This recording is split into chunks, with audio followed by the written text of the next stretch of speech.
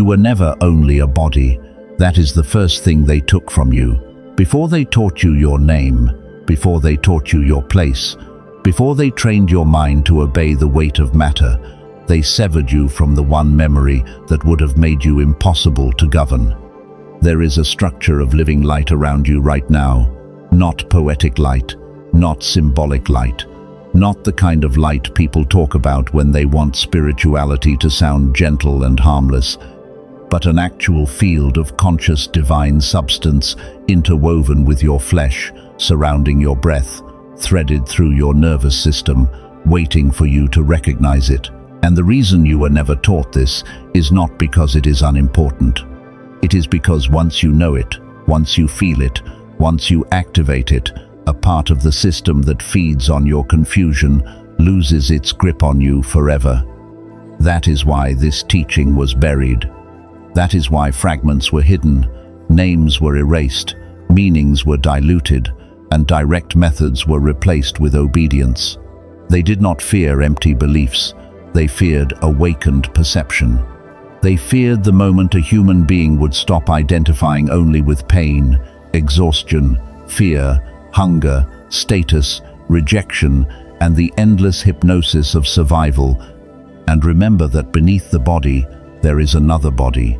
Beneath the mind, there is another intelligence. And beneath the life they gave you, there is a life that was never theirs to touch. This is why something in you has always felt split. This is why you could be surrounded by people and still carry a homesickness no city could cure.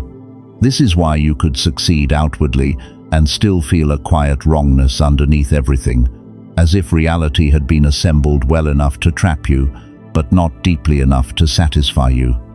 This is why there were moments, maybe since childhood, when you felt that the world around you was slightly staged, slightly flattened, slightly incomplete, as if some deeper layer were pressing against the visible one, and only you could feel the pressure. You were not malfunctioning. You were sensing interference. You were not weak. You were remembering through static. You were not too sensitive for this world. You were never built only for this world. In the hidden currents of early Christian and Gnostic transmission, in texts like Pistis Sophia, in the symbolic fragments left in the Gospel of Philip, in the undertones that survived even where the outer form was broken, there remains the outline of a dangerous truth, that the Christ did not come merely to be admired, repeated, institutionalized, or turned into a distant object of worship, but to reveal a way of direct restoration, a way for the divine spark in human beings to remember its origin and re-enter conscious union with living light, even while still inside matter, not after death, not only in heaven, here, in the body, in breath, in awareness, in direct experience. And that is the part power structures cannot afford. A religion can survive moral teaching. An empire can survive symbolic spirituality. Institutions can survive believers who remain dependent. But the moment people discover that the gate is internal, that the living current can be accessed without permission, without priestly mediation, without external authority standing between the soul and the source, the architecture of control begins to crack. So they preserved the stories and thinned the fire. They kept the outer shell and obscured the inner mechanism. They gave people commandments but hid the technology of remembrance. They allowed devotion but not activation. They allowed ritual as performance but not ritual as return. And yet not everything was erased. Enough survived for those with eyes that ache for what is real. Enough survived for those whose inner life never fully bonded with the world they were handed. Enough survived for this message to find you. And I do not say that casually. Not everyone stays with a teaching like this. Not everyone can feel the frequency beneath the words. Some people hear language like light body, divine spark, archons, false reality, and it slips off them like rain off stone. But others feel something older move. Others go silent. Others do not merely listen, they recognize. If that is happening to you now, if there is a quiet intensity in your chest, if some buried part of you is standing up without knowing why, that is not random curiosity. That is recognition before thought. That is what it feels like when a forgotten structure in you begins to respond to truth. And before I show you how to approach it, you need to understand what is really at stake, because this is not about becoming more spiritual in the decorative sense.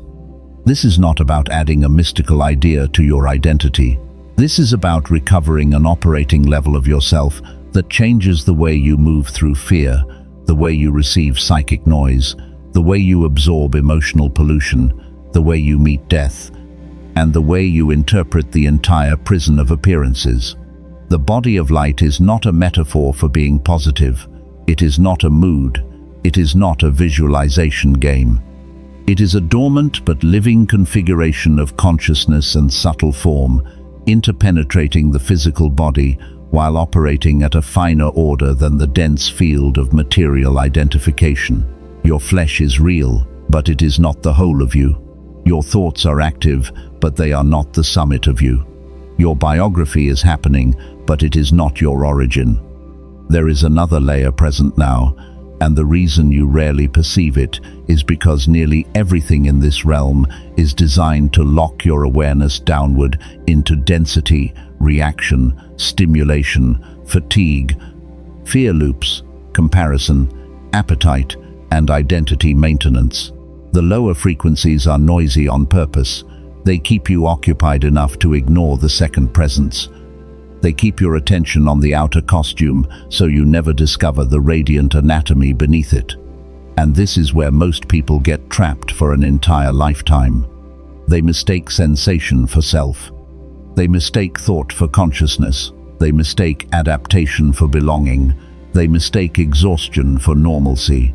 But if you have always felt that something in you refused total identification with this realm, that even in your most distracted seasons, there remained a witness, a distance, a sense that you were wearing life more than you were made by it, then what you are feeling is not alienation without meaning.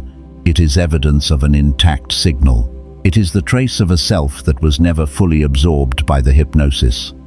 That pain you carry, that strange grief without an object, that recurring sense of exile, that ache that appears at night when everything gets quiet and the world loses its spell for a moment, that is not proof that you are broken. That is the pressure of a deeper identity trying to breathe through a false enclosure. The world called it anxiety because it had no language for sacred homesickness. The world called it overthinking because it had no language for souls that perceive layers. The world called it isolation because it had no language for beings who remember, however dimly, that they came from something cleaner than this. And the darker truth is that a controlled world benefits when people misdiagnose remembrance as dysfunction. Because the moment you stop calling your difference a defect and start recognizing it as a signal, you begin to withdraw your loyalty from the narratives that kept you small. That is why this knowledge is dangerous. It does not just comfort you, it reorganizes you. It makes you harder to manipulate because you stop seeking permission to exist. It makes you harder to harvest because fear no longer hooks as deeply when you know your consciousness exceeds the body. It makes you harder to govern because identity rooted in source cannot be fully bribed by status or terrorized by form. And this is the threshold many never cross. They want inspiration, but they do not want transformation. They want symbolism, but they do not want embodiment. They want language that sounds holy, but not a direct encounter that rearranges the interior hierarchy of their being. So hear this carefully. What I am about to give you is not entertainment, and it is not for the part of you that only wants novelty. It is for the part of you that has been waiting to stop circling the edges of remembrance and actually enter it. There is a reason teachings like this were reserved for inner circles, not because truth belongs to elites, but because direct methods require readiness, and readiness is not perfection. Readiness is resonance. Readiness is when a soul has suffered enough inside imitation that it can no longer be nourished by surfaces. Readiness is when hearing the truth feels less like learning and more like recovering. If you are still here, you do not need to ask whether you were meant to hear this. The answer is in the fact that some part of you did not leave. Now listen closely, because I am going to take you to the edge of the ritual. But before you cross it, you need to know one more thing. Once this begins to open in you, fully open, you will not be able to go back to unconscious material identification in the same way. You can resist it. You can ignore it for periods of time. You can dim yourself again through distraction, but you cannot unknow it. Once the light is felt directly, the lie loses some of its authority forever. That is the one-way door, not perfection. Not instant escape, but irreversible recognition. So if you proceed with sincerity. Tonight, when the noise is low and you can be alone without interruption, enter a dim, quiet room. Turn off every screen. Let the space become simple. Sit upright if you can without strain, or lie flat if your body needs stillness more than posture. Place both hands lightly over the center of your chest for a moment, not because the power is in your hands, but because touch helps call attention home. Close your eyes, and for the first full minute, do nothing except notice how much of your identity is usually held in the tension of the face, the jaw, the throat, the shoulders, the stomach. Let the body show you how tightly you have been wearing yourself. Then, inhale slowly through your nose for a count of 5, hold for 2, and exhale through the mouth for a count of 7. Do that 3 times. Not to relax alone, but to mark that you are leaving ordinary attention and entering deliberate awareness. After the 3rd breath, say aloud, slowly and with full presence, I am not only this body, I am the light that inhabits it. Say it 3 times. The first time as a statement, the second time as a recognition, the third time as a return. Then remain silent for 90 seconds and do not chase a feeling. Do not force anything. Simply notice whether there is a subtle sense of presence around you, as if your body has an atmosphere you do not usually register. It may feel like warmth around the arms, pressure around the shoulders, a halo of stillness around the face, a gentle tingling over the skin, or an almost imperceptible expansion just beyond the usual edges of the body. Whatever form it takes, do not dismiss it. Attention is how the dormant field begins to answer. Now, begin the second phase. Imagine above your head a living radiance, not vague light, but intelligent, luminous substance, soft gold at the center, with white fire hidden inside it. As you inhale through the nose, draw that light down through the crown, through the throat, through the chest, through the solar plexus, and into the lower belly, as if your entire inner axis is being filled with awake brightness. As you exhale through the mouth, feel that brightness expanding outward in every direction, not leaking away, but forming a second body around the physical one, extending roughly 2 feet beyond your skin. Inhale, descend the light. Exhale, clothe yourself in it. Repeat this 7 times, not 5, not 10, 7 deliberate breaths, each one slow enough that the body cannot rush past the act. By the 4th breath, some of you will feel a distinct warmth. By the 5th, a density of peace. By the 6th, a sense of being more spacious than your flesh. By the 7th, a perimeter, a field, a quiet form. This is important. Do not ask whether you are imagining it. Imagination is one of the first bridges subtle perception uses. Stay with the feeling until it becomes more real than the doubt. Then move to the 3rd phase. With eyes still closed, keeping awareness on both the inner column of light and the outer luminous field, speak aloud 3 times. I am living light in human form. I remember what this world taught me to forget. Again, 3 times. Let the words strike deeper each round. On the first repetition, you are naming the truth.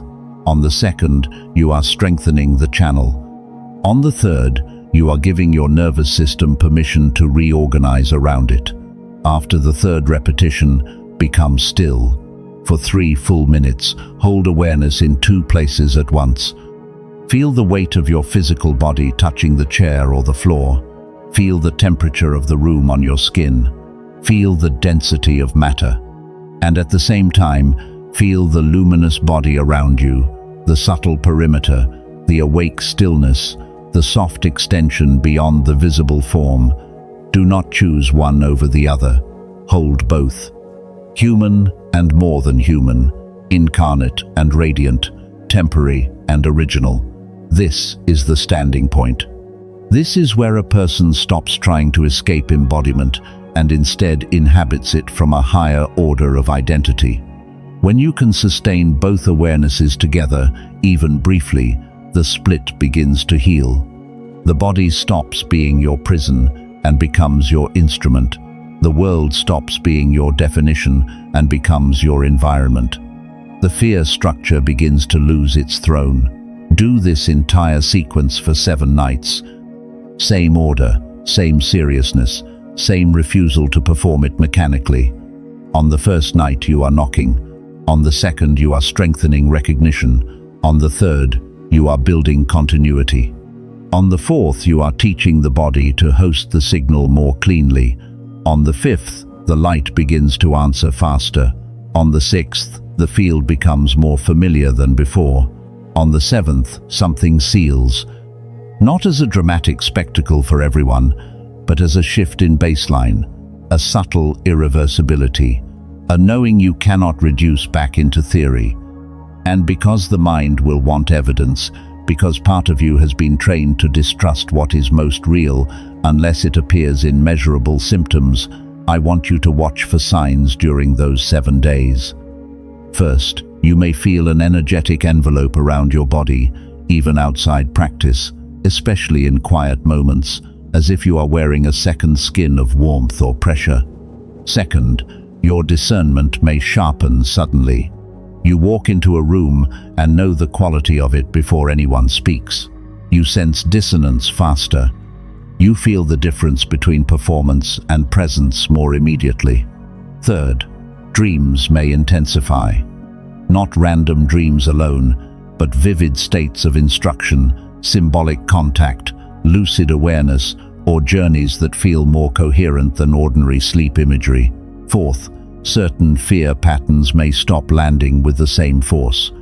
Thoughts that used to hook you may feel external, repetitive, almost mechanical, as if you are observing an old program rather than being swallowed by it. Fifth, emotional drama may lose some of its magnetism, not because you become cold, but because you become vertically anchored. You feel more from above the storm than inside the whirlpool. Sixth, synchronicities may increase. Timings tighten. Needed messages arrive strangely fast. Names, symbols, answers, and confirmations begin appearing with unusual precision.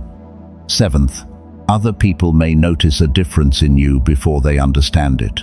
They may say you seem calmer, stronger, stranger, clearer, more present, harder to read, or simply different.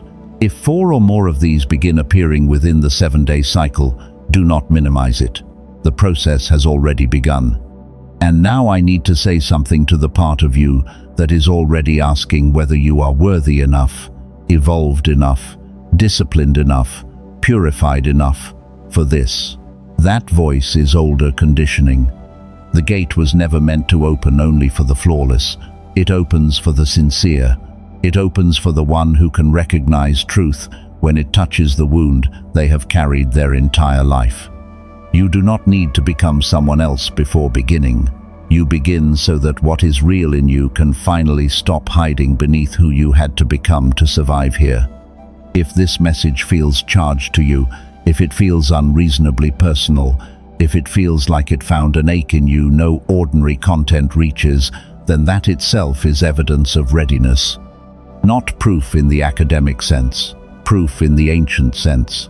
Recognition, resonance, response. The sleeping structure hears its name and turns toward the call. That is what is happening now.